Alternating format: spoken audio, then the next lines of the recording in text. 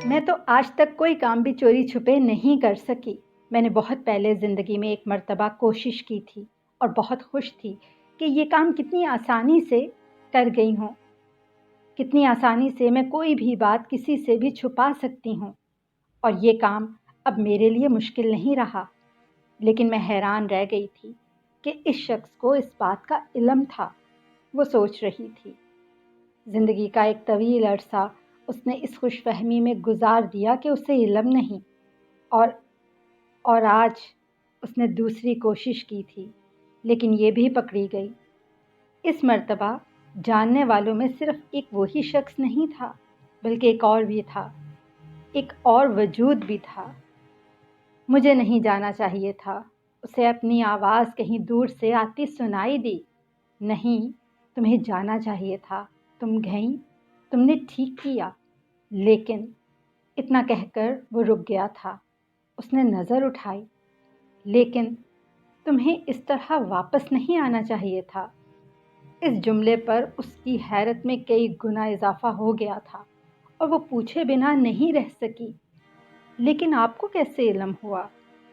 तुम्हें तो कुछ भी छुपाने का ढंग नहीं आता। वो मुस्कुराया था और वो महज ये सोचकर रह गई थी कि वाकई उसे आज तक कुछ भी छुपाने का ढंग नहीं आया। आकिब, अजीम ने रुककर पीछे मुड़कर देखते हुए आकिब को आवाज़ दी। ओ आकिब के बच्चे! कोई जवाब ना पाकर उसने ज़रा ज़ोर से कहा। जवाब आया। रुक क्यों गए? सीधा होकर चलना। हाँ हाँ, इस मर्तबा भी जवाब आया था, लेकिन आकिब हनूज़ अंदाज में खड़ा था। आकिब, अजीम ने उसका कांधा बुरी तरह झंझोड़ डाला। क्या देख रहे हो? यार, ये कौन है? उसने मुड़े बगैर अजीम से सवाल किया। अजीम ने मुड़कर उसकी नज़रों के ताक़ुब में नज़रें दौड़ाईं और बोला, लड़कियां हैं, क्यों? तुम्हें कुछ और नज़र आ रही हैं? यार, ये तो मुझे भी नज़र आ रहा है। मैं उसकी बात कर रहा हूँ, वो सफ़ेद चादर वाली, वो जो अब साथ वाली लड़की से कोई बात कर रही है। उसके लहजे में झुंझुलाहट थी और एक सवाल भी था। अबे, उसकी जानिब दूसरी नज़र भी डाली ना तो पछताएगा। बेसाख्ता ही अजीम उसके इशारे के ताक़ुब में देखता हुआ बोला, क्यों? ऐसा क्या है उसमें? वो अजीम की बात पर कदरे हैरान होकर बोला, मिनटों में जलील कर देती है सबके सामने। मगर नाम तो पता चले। आकिब ने पूछा। मारिया है इसका नाम। लेकिन आज तक मुझे क्यों नहीं नज़र आई? खुद कलामी के अंदाज में वो बोला। आपको छुट्टियों से फुर्सत मिले तो तब है ना? चढ़कर अजीम ने जवाब दिया था। कौन से ईयर में है? उसकी बात नज़रअंदाज करते हुए आकिब ने दोबारा सवाल किया। फर्स्ट ईयर में है। चल उससे बात करते हैं, वो बोला। पागल हो गया है क्या? उससे चलकर बात करते हैं, जलील कर देगी सबके सामने। अजीम उसे डबटने वाले अंदाज में बोला। अभी ऐसी कोई पैदा नहीं हुई जो आकिब हमदानी की बेइज्जती करे, रहीम हमदानी के लाडले सपूत की। यकदम ही आकिब हमदानी के लहजे में गरूर आ गया था। तो जनाब, इस खुशफहमी से निकल आइए, ऐसी हस्ती पैदा हो चुकी है, बल्कि बहुत अरसा हुआ पैदा हुए। कुछ नहीं कहती तो चल मेरे साथ। उसने इसरार किया। ना बाबा, मेरे बाप की तौबा। अजीम ने साफ इनकार किया। तो कुछ ना बोलना, मैं खुद बात करूँगा। जी, मैं चुप रहूँगा, तू बात करेगा। वो जवाब देगी, लेकिन साथ में मुफ्त का जलील मैं हूँगा। मेरे होते ऐसा कुछ नहीं होगा। आकिब ने इसरार किया। तूने जाना है तो अपने भरोसे पर जा, मुझे तो माफ़ ही रखो। जवाब में आकिब ने उसे घूरा था। उसने दोबारा से मुड़कर लड़कियों के ग्रुप पर नज़र डाली। अब वो ग्रुप लॉन में बैठ चुका था। वो 4 लड़कियों का ग्रुप था, लेकिन उसे सिर्फ एक ही लड़की नज़र आ रही थी। उसे वो लड़की तमाम लड़कियों से मुख्तलिफ लगी थी। वजह क्या थी? शायद उसका जवाब उस वक़्त उसके पास नहीं था। बस उसे सिर्फ इतना मालूम था कि जो ही उसकी नज़र उस लड़की पर पड़ी थी, वो काफ़ी देर तक उसके चेहरे से नज़र नहीं हटा पाया था।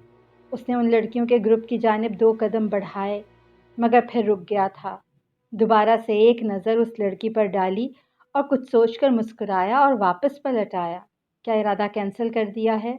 जवाब में उसके होंठों पर मुस्कुराहट गहरी हो गई। उसने अजीम की बात का जवाब नहीं दिया, बस खामोशी से मुस्कुराता आगे बढ़ गया। अजीम ने हैरानगी से उसकी पुश्त पर नज़र डाली, फिर कंधे उचकाता हुआ लंबे लंबे कदम उठाता उसके बराबर चलना शुरू हो गया। मैंने तुमसे कुछ पूछा है। फिलहाल आकिब उसकी जानिब देखे बगैर बोला। रात सोने के लिए वो बिस्तर में लेटा तो एक लम्हे में उसकी नज़रों के सामने सुबह वाला मंजर आन ठहरा। कुछ ऐसा था उस लड़की के चेहरे पर जिसने उसे चौंकने पर मजबूर किया था। अभी वो उसके बारे में ज़्यादा सोच भी नहीं पाया था कि टेलीफोन की घंटी बज उठी। एक बार, दूसरी बार, तीसरी बार उसमें हिम्मत नहीं हो रही थी कि गर्म लिहाफ से हाथ निकालकर बेड के साइड टेबल पर पड़े टेलीफोन रिसीवर को उठाए, लेकिन शायद टेलीफोन करने वाला भी हद दर्जे का ढीठ वाक़ई हुआ था कि हो ना हो उसे टेलीफोन रिसीव करने पर मजबूर कर ही देगा। और फिर ऐसा ही हुआ था। 10वीं घंटी पर झल्ला कर उसने रिसीवर उठाकर कान से लगाया। हेलो। अबे कहाँ मर गया था? दूसरी तरफ जाहिद था। कौन? अच्छा तुम जाहिद। आकिब उसकी आवाज़ पहचानता हुआ बोला। कब से फ़ोन की घंटियाँ बज रही हैं? आखिर तुम थे किधर? जाहिद ने पूछा। इधर ही था, जवाब में आकिब बोला। तो फिर फ़ोन क्यों नहीं उठा रहे थे? जाहिद तो जैसे उससे असल बात उगलवाने के मूड में था। ऐसे ही का मतलब? अब क्या है तुम्हें तकलीफ़? तुम तो आधी रात को फ़ोन करो तो गर्म बिस्तर से निकलने को किसका दिल चाहता है? बेसाख्ता ही आकिब उसके इसरार पर चिढ़ कर बोला।